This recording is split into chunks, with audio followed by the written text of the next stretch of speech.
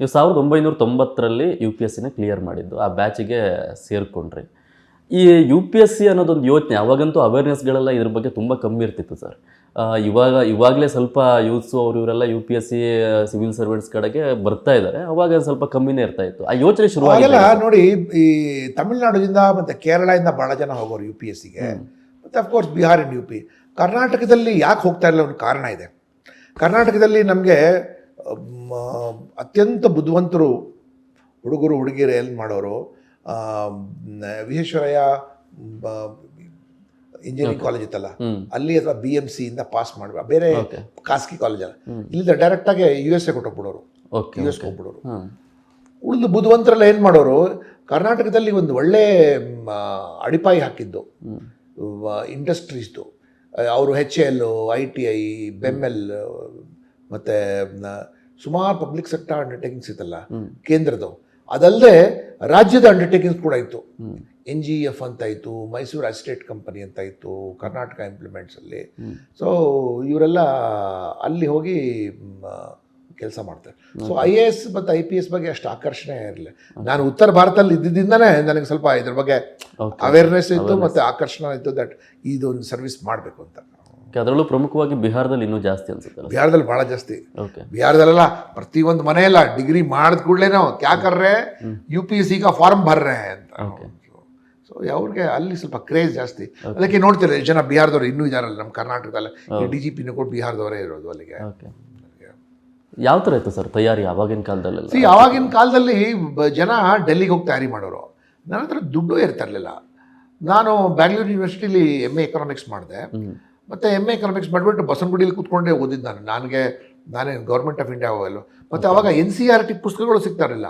ಅವಾಗ ಹೆಬ್ಬಾಳ ಹತ್ರ ಕೇಂದ್ರ ವಿದ್ಯಾಲಯ ಹತ್ರ ಹೋಗಿ ಅವ್ರದ್ದು 8th, 9th and 10th geography, history, civics ಮತ್ತು ಎಕನಾಮಿಕ್ಸ್ ಪುಸ್ತಕ ನಾನು ತಗೊಂಡು, ಅದು ಬೇರೆಯವರು ಹೊರಗಡೆದವ್ರು ಕೊಡಲ್ಲ, ಅವರು ಯಾರೋ ಅಲ್ಲಿ ಹುಡ್ಕೊಂಡು ಅವ್ರು ನಿನಗೆ ಅವು, ಯಾಕಂದರೆ ತುಂಬ ಕಮ್ಮಿ ಬೆಲೆ ಇದು.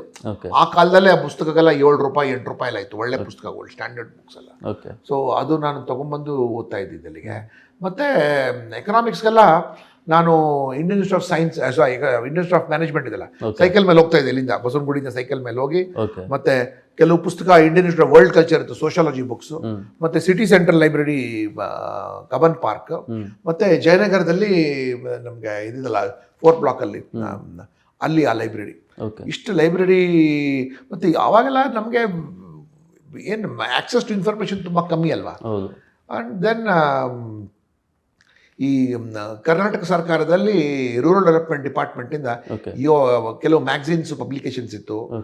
ಯೋಜನಾ ಮತ್ತು ಕುರುಕ್ಷೇತ್ರ ಅಂತ 2 ಮ್ಯಾಗ್ಝಿನ್ ಇತ್ತು. ಇವತ್ತಿಗೂ ಬರುತ್ತೆ. ಇವತ್ತು ಕೂಡ. ಈಗೆಲ್ಲ ಕಡೆ ಅವಾಗ ಸಿಗ್ತಾನೆ ಇರಲಿಲ್ಲ ಅದೆಲ್ಲ, ಯೋಜನಾ ಮತ್ತು ಕುರುಕ್ಷೇತ್ರ. ಸೊ ಅಲ್ಲಿ ಹೋಗ್ಬಿಟ್ಟು ನಾನು 1989ನಲ್ಲಿ ಇಲ್ಲಿಗೆ ಮಲ್ಟಿ ಸ್ಟೋರಿ ಬಿಲ್ಡಿಂಗ್ ಹೋಗ್ಬಿಟ್ಟು ತೊಗೊಂಬರ್ತಾ ಇದ್ದೆ. ನನಗೆ 21 ಲಕ್ಷ ಜನ ಅಪಿಯರ್ ಆಗೋದ್ರ ಪೈಕಿ ನನಗೆ 101 ರ್ಯಾಂಕ್ ಸಿಕ್ತು. ನನಗೆ 101. ಇಂಟರ್ವ್ಯೂ ತುಂಬ ಕಮ್ಮಿ ಸಿಕ್ತು. ಇಂಟರ್ವ್ಯೂ ಏನಾದರೂ ಜಾಸ್ತಿ ಸಿಕ್ಕಿದ್ರೆ ನಾನು ಬಹುಶಃ ಟಾಪರ್ ಆಗ್ತಾ ಇದೆ. ಇಂಟರ್ವ್ಯೂಗಳಿಗೆ ಔಟ್ ಆಫ್ 250 ನನಗೆ ಬರೀ 110 ಕೊಟ್ಟರು. ನಾವೆಲ್ಲ ನಮಗೆಲ್ಲ ಅಷ್ಟೆಲ್ಲ ಚೆನ್ನಾಗಿ ಟೈಗೆ ಹಾಕೊಡೋದು, ಒಳ್ಳೆ ಬಟ್ಟೆನೇ ಇರ್ತಾ ಇರಲಿಲ್ಲ, ಮತ್ತು ಅಷ್ಟು ಚೆನ್ನಾಗಿ ಮಾತಾಡೋಕ್ಕೂ ಬರ್ತಾ ಇರಲಿಲ್ಲ ಅವಾಗೆಲ್ಲ ನಮಗೆ.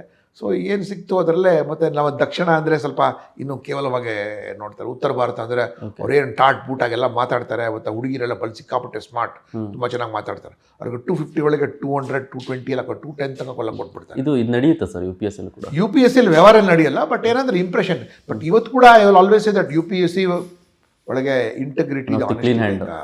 ಯಾಕೆಂದರೆ 2-3 ಸರ್ತಿ ನೀನು ಕೆ ಪಿ ಎಸ್ ಸಿ ಮಾಡಿಬಿಟ್ಟು ನನ್ನ ಕೈಲಿ ಆಗಲಿಲ್ಲ, ದುಡ್ಡು ಕಟ್ಟಕ್ಕೆ.